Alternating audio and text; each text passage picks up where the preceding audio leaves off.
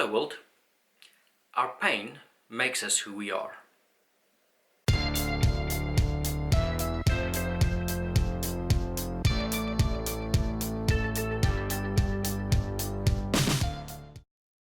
Before we dive into the subject, to let you know, I'm a Star Trek fan. I've watched most of the stuff, shall we say, not the modern stuff, that's pretty terrible, but I have enjoyed, the old series and the series that came out during the 90s and the movies. And in one of the movies, there's a scene where this Vulcan is taking away people's pain, and he comes to Captain Kirk, and he wants to do it as well. And when he wants to, Kirk stops him, and what Kirk does is he says, I have to read this, it's a quote. He says, you know that pain and guilt can't be taken away with the wave of a magic wand. There are things we carry with us, the things that make us who we are. If we lose them, we lose ourselves. I don't want my pain taken away, I need my pain. It's a quote that's always stuck with me, and the thought that, well, pain makes us who we are. If we lose it, we lose ourselves. And as life's gone by, I've realized that's the case. And our pain does help define who we are to a certain point. But it helps define us in the sense as to how we react to the pain. In other words, you can go through a hard time, become really angry and bitter and cynical and negative, and that will start playing into your character and change who you are. You can also react differently, use it to learn from and to guard yourself better from certain things, allow yourself to feel, and you can go that way. One of the big examples of this is that I've had in my life was my wife and I have been through the whole fertility thing. We were trying to have children, and I remember the first time we lost the embryo, and the way I see it, that's my first child I lost, and that was so painful. But it's something I kept with me because before then I was a very hard person,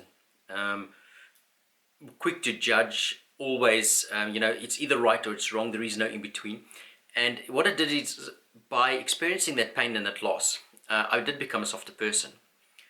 And I learned to understand that sometimes when people make decisions, it's not a matter of that they're either good or evil. It's a matter of they've experienced things in life which have brought them to a point where they have a certain outlook and make decisions.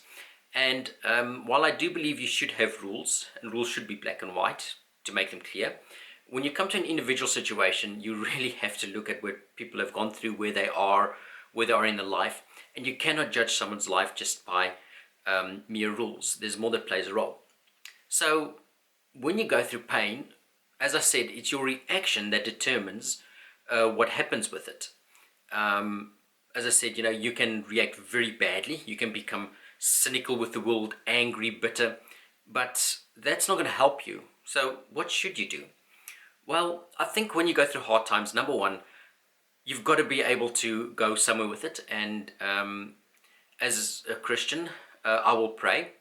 And I know the Lord listens. And He doesn't always maybe solve the situation because for whatever reason He allowed it to happen. That's the case in the leukemia. If you follow that story, you know that my outlook is that God allowed it to happen because He has a different plan. But the thing is, He will help you through the hardships of life. He will help you deal with them. And it's why I think, having God in your life is such a great privilege and blessing, because He really does help you with these things. Also, you've then got to decide how you react. Are you going to be angry and bitter? Are you going to get cynical? Or are you going to learn from it? Use those moments as a platform to build and add to your knowledge and experience and understanding. The idea being that you can become a better person out of a bad situation simply by learning.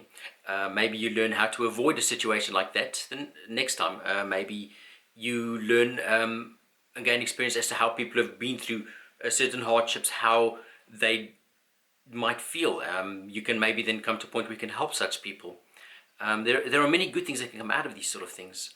It will also change you if you allow yourself to just feel. You've got to be honest with these situations, honest with yourself, with how it makes you feel, because if you just try to hide the emotions or ignore them, they are going to destroy you from the inside. Take it from me, I've many years was a emotion denier, shall we say.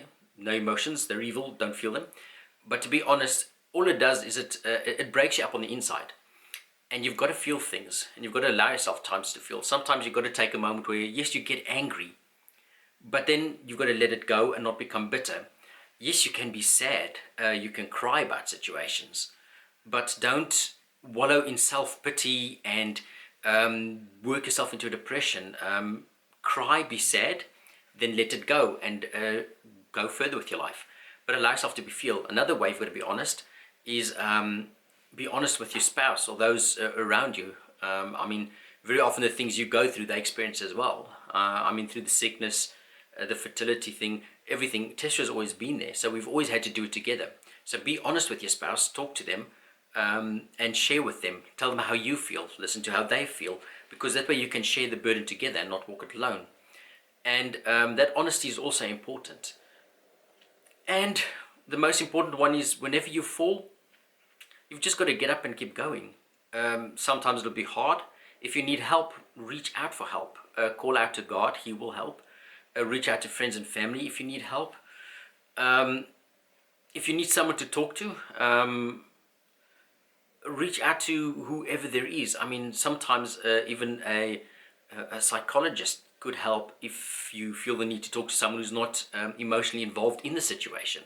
But you've got to reach out and accept help and deal with it. Now, I know we all deal with situations differently. I am more of a talker. When things happen, I need to actually talk about it to sort it out.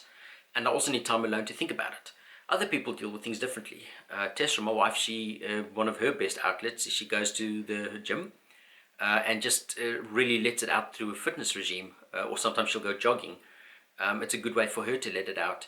And everyone deals with everything differently, and you've got to also take time to deal with it and work through it.